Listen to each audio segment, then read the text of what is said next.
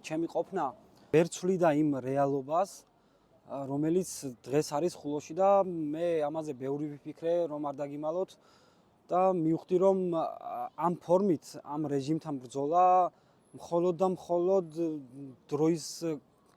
დროის მოკლა იყო და შედეგი ამ ყველაფერს არ ჰქონდათ. მოგეხსენებათ, მეორე მოწვევის საკრებულოს წევრი ვიყავი, 5 წელი გავატარე ხულოს საკრებულოში და იქ არსებული მდგომარეობა, რავი, კომუნისტურ წყობილებაში შეიძლება არ ყოფილიყო ვინაიდან ყველა ერთხმად მარაზმი იყო იქ ჩემი იქ ყოფნა და საბოლოო ჯამში მენტალურად იმდენად გამიჭირდა ამდენ ქოცთან ერთად ყოფნა, რომ მივიღე ეს გადაწყვეტილება და ვცდილობ, რომ რაღაც გარკვეული სხვა ბერკეტები გამოვნახო და ისევ ვებრძოლო ამ სისტემას, ვინაიდან იქ ყოფნით დიდ ღირებულს ვერაფერს ვერ ვქმნიდი მოსახლეობისთვის.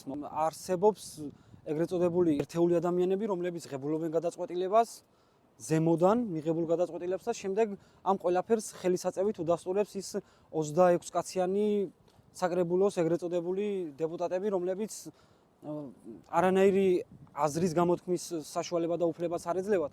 მათ მხოლოდ გააჩნიათ ერთადერთი ფუნქცია შემოსულ იმ მავნებლურ პოლიტიკას, რომელიცაც ხულოს მერია ატარებს, მათი ვალდებულება მხოლოდ და მხოლოდ იმის დაკანონება არის, რასაც მერიას შემოაქვს ხოლმე განხილვებზე. აი სხდომები ხშირად ნახევარ საათსაც კი არ გრძელდება.